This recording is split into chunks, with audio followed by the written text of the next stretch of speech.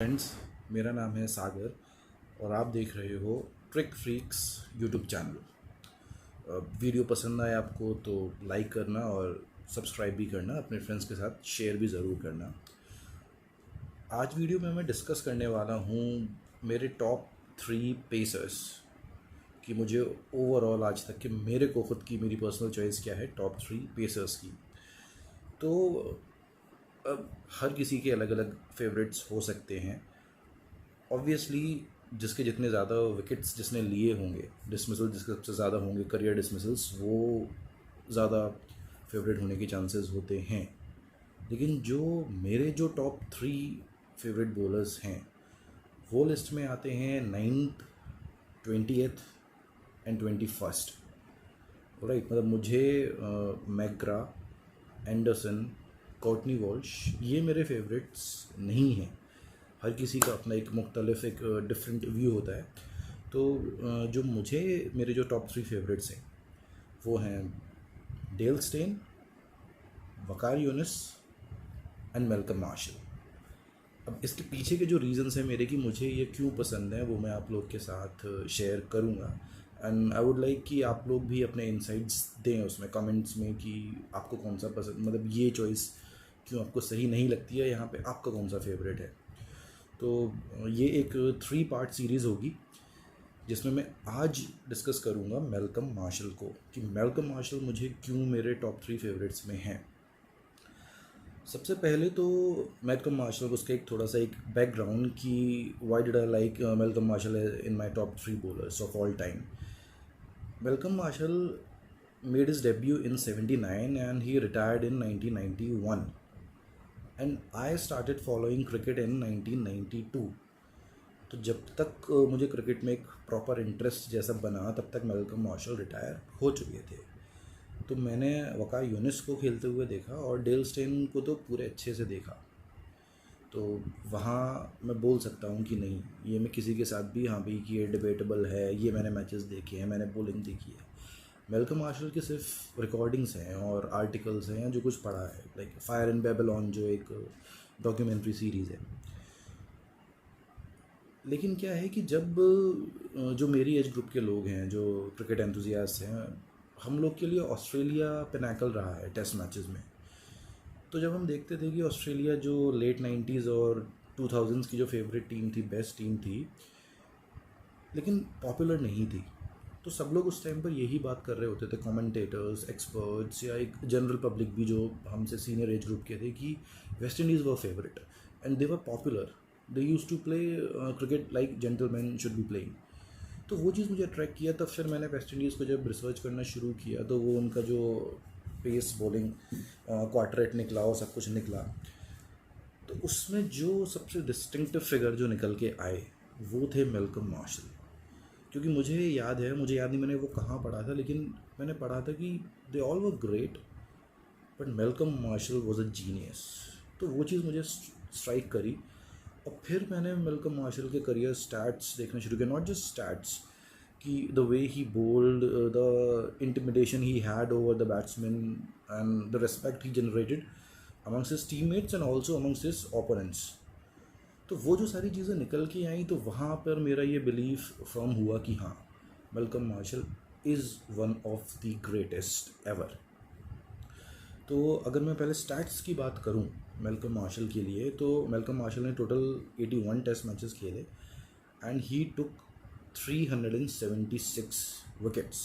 Alright, अब इसमें जो सबसे बड़ी चीज़ है ध्यान देने वाली, कि जो मेल्कम मार्शल की ये जो विकेट्स हैं, इसमें उनका ये जो करियर एवरेज है that is 20.94, which is the best bowling average for a bowler who has taken more than 300 wickets।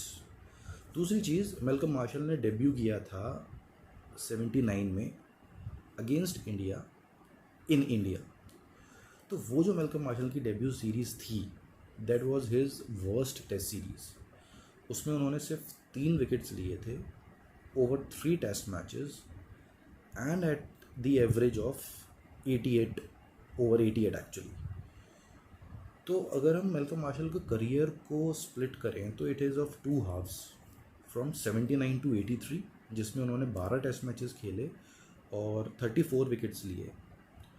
Alright, और अगर हम देखें कि 83 से 91 तक उन्होंने 69 मैचेस खेले जिसमें कि 342 विकेट्स लिए, और इसमें उनका एवरेज था 19 पॉइंट समथिंग। ऑलराइट, तो ये जो 83 से 91 का पीरियड था, 8 साल का, इसमें मार्शल से ज़्यादा विकेट्स किसी ने नहीं लिए और इस एवरेज पे किसी ने नहीं लिए। He was the most dominant.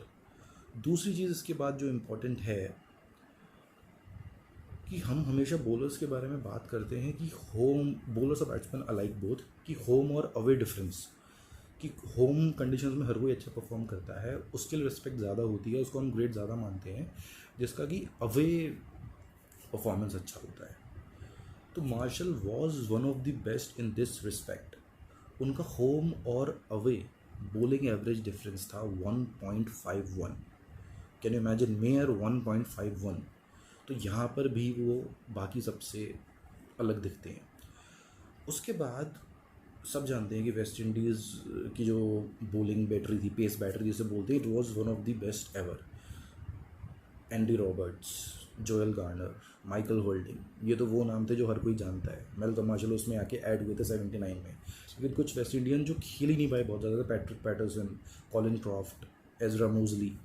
तो ये सब भी अगर हम देखें तो वो जो पीरियड था, जो मेल्कम मार्शल ने जितने टेस्ट मैचेस खेले उसमें उन्होंने 22 5 विकेट्स हॉल लिए, और ये जो जितने बाकी फास्ट बॉलिंग ग्रेड्स हैं इन सब ने मिलकर 22 5 विकेट हॉल्स लिए।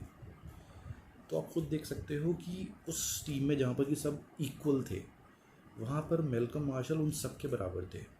उनके खुद 22 5 विकेट्स हॉल और बाकी सब के मिला के 22 5 विकेट्स हॉल उतने मैचेस में जितने मार्शल ने खेले, 81 मैचेस। राइट, उसके बाद अगर हम अगली बात करें कि जो विन्स हैं, कि कौन विन्स में कितना कंट्रीब्यूट करता है, तो जिन बॉलर्स ने विन्स में, अपनी टीम के विन्स में 200 से ज़्यादा विकेट्स लिए हैं, उसमें सिर्फ मुरलीधरन का एवरेज मार्शल से अच्छा है। मार्शल का एवरेज 16 पॉइंट समथिंग है और मुरली का उनसे थोड़ा सा बेटर है। और अगर हम स्ट्राइक रेट की बात करें तो वो सिर्फ वकार यूनिस का मार्शल से अच्छा है। Another one of my top all time favourite, उसको वकार यूनिस को नेक्स्ट एपिसोड में डिस्कस करेंगे। तो यहाँ पर आप देख सकते हो win Marshall had around 240 something wickets in wins, जो कि हाईएस्ट नहीं है, उनसे ऊपर और भी लोग हैं जिन्होंने लिए। मार्शल ओनली प्लेड 81 मैचेस, तो उसमें सिर्फ मुरली का उनसे अच्छा एवरेज है और वकार का उनसे अच्छा स्ट्राइक रेट है।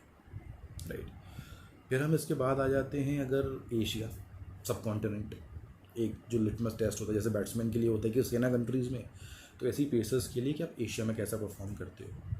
तो एशिया में भी मेल्कम मार्शल ने 17 मैचेस में 71 विकेट्स लिए at an average of 23।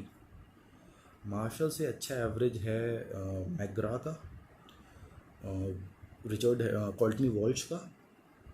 Right, तो मैकग्रा और वॉल्श के ही जो एवरेजेस हैं वो अच्छे हैं मार्शल से।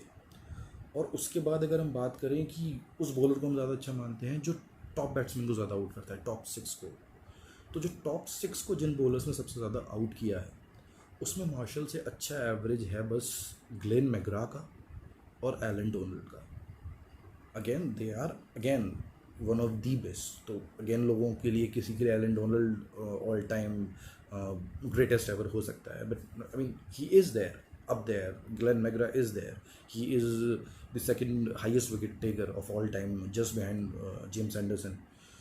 लेकिन जैसा मैंने बोला, तो अब इन स्टैट्स के बाद अगर मैं बात करूं कि मुझे पर्सनली क्या अट्रैक्ट करता है किसी बॉलर की जो मैं उसे अपने फेवरेट्स में लेता हूँ, मुझे इन तीनों की क्या बात, जैसे मार्शल का ओपन चेस्टेड एक्शन था और क्विक आर्म एक्शन था। तो open chest quick arm action से क्या है कि बैट्समैन के पास ज़्यादा टाइम नहीं है ये समझने का कि आप इन स्विंग डालने वाले हो या आउट स्विंग है या सीम क्रॉस सीम है या स्क्रैम्बल सीम है या सीम अप बॉलिंग करने वाले हो। और ओपन चेस्टेड एक्शन होने से आपको स्विंग कराने के ज़्यादा चांसेस मिलते हैं, आप अपने को पूरा टाइम देते हो स्पीड ज़्यादा से ज़्यादा जनरेट करने का। प्लस ही वॉज स्टडी, तो स्टडी होना इज़ ऑलवेज हेल्पफुल। लाइक आज के टाइम में जैसे मोहम्मद शमी है, बहुत ज़्यादा स्टडी बॉलर है, तो ये चीज़ है। प्लस जैसे मैंने शुरू में बोला कि कौन कितना इम्पैक्ट डालता है, तो मेल्कम मार्शल, वकार यूनिस, स्टेन, इनका जो इम्पैक्ट है वो उनके कॉन्टेम्पररीज से ज़्यादा है। वो एक शोमैनशिप जो मुझे कभी ग्लेन मैकग्रा या जेम्स एंडरसन में नहीं दिखती। They are not like showmans. मतलब हमें पता है कि यार ये आएंगे तो जैसे ग्लेन एंडरसन ऑस्ट्रेलिया में उतना अच्छा परफॉर्म कभी नहीं कर पाए कि हाँ, ऑफकोर्स एवरेज वहाँ भी अच्छा है, लेकिन वो इंटिमिडेशन नहीं था जो उनका होम कंडीशंस में होता है, स्विंगिंग कंडीशंस में, या बाकी फेसेस का ले लें। मेल्कम मार्शल वॉज अलाइक एवरीवेयर। मतलब उनका जो बेस्ट एवरेज है वो इंग्लैंड में है अराउंड 19, और जो वर्स्ट है वो न्यूजीलैंड में है 25। और न्यूजीलैंड में ही just played only 3 test matches, right. तो सब जगह ही परफॉर्म्ड इक्वली, और वो एक फियर फैक्टर।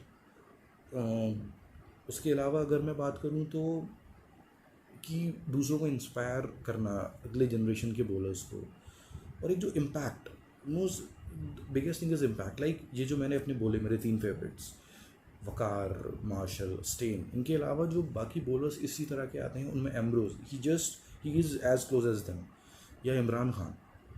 अभी अगर हम जो यंग प्लेयर्स की बात करें जो आज से 10 साल बाद इसी लिस्ट में आ सकते हैं, उनमें रबाडा, कमिंस और बुमराह हैं, right. Shami had that potential, but वो नहीं लगता कि 300 विकेट्स तक पहुंच सकता है, राइट।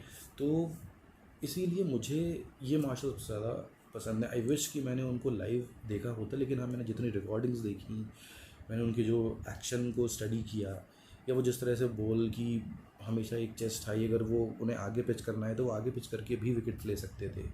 ये सिर्फ नहीं है कि शॉट की बैट्समैन को सिर्फ चिन म्यूज़िक करके ही वो विकेट्स ले सकते हो, नहीं, ही कुड स्विंग, मतलब वो आगे डाल के भी ले सकते थे। और जिस तरह से डेल स्टेन की होती है आउट स्विंग, कि बिल्कुल लेट आउट स्विंग या लेट एंड स्विंग, तो वो मार्शल का भी था। यानी he could plan his dismissals, वो मुझे उनके विकेट्स को स्टडी करके भी पता चला। तो ये था मेरा मार्शल के बारे में जनरल व्यू टोटल। और नेक्स्ट एपिसोड में I will discuss Waqar Younis, कि Y I like Waqar Younis. तो आपको अगर वीडियो पसंद आए तो प्लीज़ लाइक करो और सब्सक्राइब करो। Thank you, good night.